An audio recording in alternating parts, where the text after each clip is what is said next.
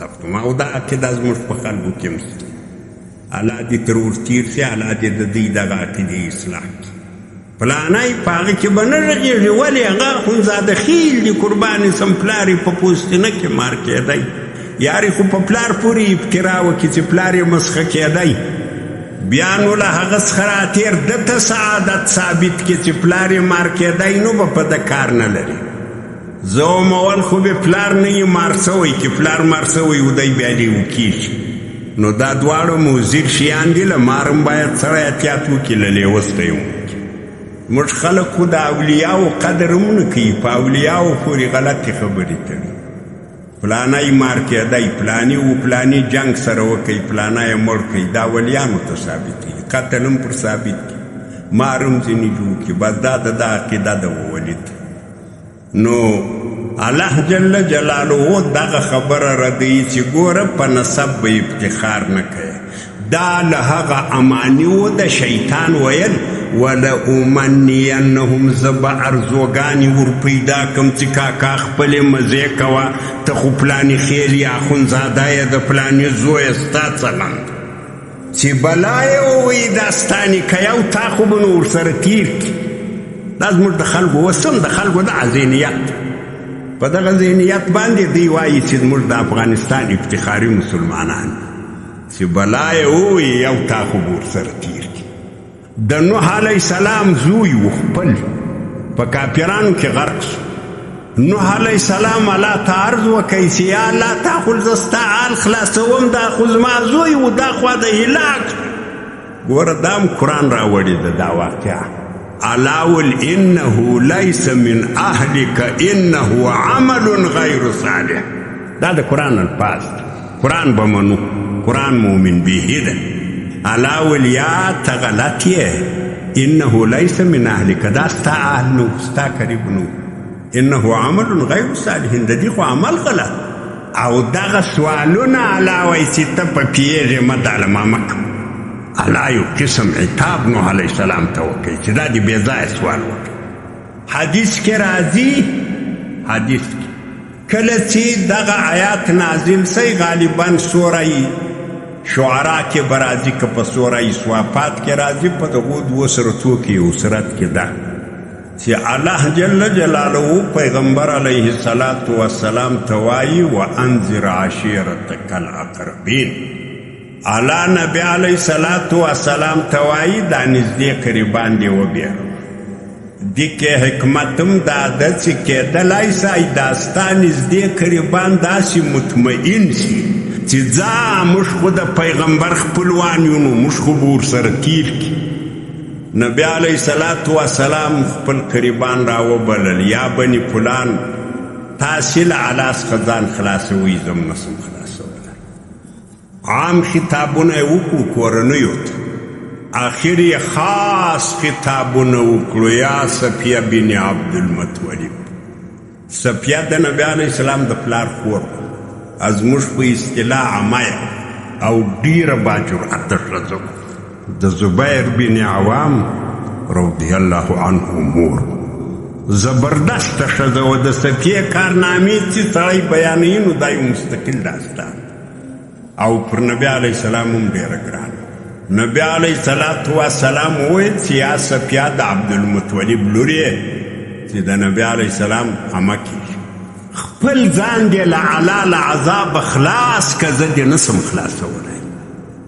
آخر الامر یې تر دې هم خبره خاصه کړه فاطمې رضی الله عنها چې ویل یا فاطمه خپل ځان دې د الله له عذاب خلاصه که، زه دې نسم خلاصولی. که چیرې دنیا کې ته زما لور یې، پر ما ګرانه یې، که یو ضرورت لرې کېدلی سي د دنیا ضرورت به دې زه په یو انداز پوره کړم، لیکن په آخرت کې بیا زه تا نسم خلاصولی. دا حدیث د په بخاري کې راځي. وسیو خو د خلکو تعصب ده، د خلکو عناد ده. الله دې دا کاژو زینو والا ته هدایت وکړي، الله دې پوه کړي. دغه خبره یوه ورځ مخکې ما وکړه، بیا چا ویلي و چې دا ګوره شفاعت نه مني. زوی مړي نو شفاعت خوا د امام بخاري هم نه مني، که دا نه منل دا خو بخاري کې حدیث د الله پیغمبر په خپلو الفاظو په خپله خوله ویلی ده. داسې ته جاهل یې، تا ته د اعلی د دین انداز نه لګېږي، تا ته د حدیث انداز نه لګېږي، ته د شفاعت په انداز نه پیږې، ته د قرآن په ذوق نه پیږې، نو دا خو ستا جهل ده، زموږ ملامتیا نه ده. موږ خو دلته هغه خبره پر منبر کړې ده چې د امام بخاري د نبي علیه السلام له پاکې ژبې نقل کړې ده. دا کله شفاعت انکار بولي که اقرار بولي، دغه ډول خبره خو ده. دا ذهنونه کاږي دي، ذهنونه داسې دي هغه څه نشي برداشتولی چې یو څوک داسې پیدا شي چې د الله دین خلکو ته صحیح ترجماني کړي، دا دی نشي برداشتولی. نو له دې وجې ستا تر خوله یو خبر راوځي، هغه ته دا یو غلط محمل پیدا کړي. ګوره دا شفاعت نه مني، نو بیا خو دې دا سوال پر امام بخاري د هغه دا حدیث نقل کړی، بیا دې دا سوال په خپله د الله پر پیغمبر ده، خو هغه وایي دا د دغه شفاعت ټیکهداران دي چې دا وایي دلته تا مطمئن کوي چې غم یې مه کوه، ځوانان تللي دي چې ټکه ولوېږي، 5 کسان خو به تیر کړي، 5 به بل تیر کړي، زیاتې به جنتیان. شیطان ولوله امنینهم، ارزوګانې به ور پیدا کړم چې قرار ګرځه کاکا. د اعلی پیغمبر خپلې لور ته وایي چې په خپل عمل به ځان خلاصوي. اعلی یهودو ته وایي چې تلک امة قد خلت لها ما کسبت ولکم ما کسبتم. تاسې لره هغه څه دي چې تاسې عمل کوئ، د بل عمل ستا نه کېږي، ستا عمل ستا کېږي. دا د قرآن فیصله ده، هغه د حدیث فیصله ده، هغه ستا ارزوګانې دي، هغه د کوږ ذهن ده. الله دې دې خلکو ته هدایت وکړي. ولأمنینهم، شیطان ډېر ظالم دښمن، وایي زه به ارزوګانې ورته پیدا کړم چې کاکا اخندزاده خیل یاست، ښه کورنۍ یاست، د پلانې اولاده یاست، پلار دې دی و، نیکه دې دی و، پلانې دې دی و. دا د پیرانو کورو ته چې ورسې اکثره دا د خپلو اسلافو کیسې کوي. یو وایي زموږ نیکه دیوال ځغلولی و، بل وایي زموږ انا اور په لمن کې راخستی و، بل یا لکه کې ځغلولی نه اخستا نیکه د ته خوا د شی نه یې زوی مړې ته خو یې سپېره بلا. په پاکستان کې په پښین کې زه یو خانقاه ته ورغلم، یو صاحب انو زم دلته کښېنستم، یو سپین ږیری سړی راغی، دا پیر صاحب چې دا دې ورته وویل چې ته زموږ د نیکهګانو کیسې راته وکړه. هغه نو داسې زه دی رالم قربانې سم، د دی ویل، بیا یې ما ته دی ویل، والله وبالله چې زما په زړه کې و هغه یې راته ویل. دا نو اوس په دې مجلس کې دی وایي پر دا نورو خلکو باندې چې د وزن زیات چې کاکا دې خو مړه ښه تېر سوي دي. زما هلک هم طبیعت تنګ شوی، د الله بنده نو چې د خپل نیکه کیسو ته غوږ نه شي، د الله لویي به دا ستا په مجلس کې بیانېږه. دا خانقاه د خانقاه کې خو به د الله لویي بیانېږي، د خالق لویي به بیانېږي. مخلوق څه کوي؟ مخلوق خوا د مخلوق د عجز ده. پیغمبران عجز، ولیان عجز دي، ملائکه عجز دي، پیریانان عجز دي، هیڅوک هیڅ حرکت نشي کولی چې د الله اراده نه د الله لویي بیان کړي. د الله په لویي ایمان تازه کېږي، د الله په لویي باندې اطمینان حاصلېږي. چې څه کوي د مخلوق لویي. شیطان کار کړی ده، موږ لا نه وو، یوازې آدم علیه السلام. شیطان د الله په حضور کې ویل ولأمنینهم، ارزوګانې به ورته را پیدا کړو.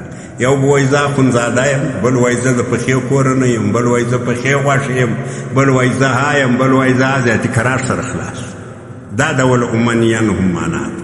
ارزوګانې به ورته پیدا کړم چې کاکا ته سم سړی، ته لوی سړی، ته د پلانې اولاد یې، ته پلانې خیل یې، ته ها یې، ته دا یې، قرار دی بېغمه ناست یې، مطمئن یې. پر دغه ځای به سترګې پټې کړم چې الله وایي تلک امة قد خلت لها ما کسبت ولکم ما کسبتم. پر دا ځای به سترګې پټې کړم که یو بل مسلمان چاته دا خبر وښوه چې نبي علیه الصلاة وسلام فاطمې ته د عمل دعوت ورکوي، ول زه دې نشم خلاصولی. دا به غلطه ترجمه کړم چې پلانې ملا صاحب دا خبر درته وکړه، دا شفاعت نه. او دغه خبرې چې کوي دا په شفاعت کېږي.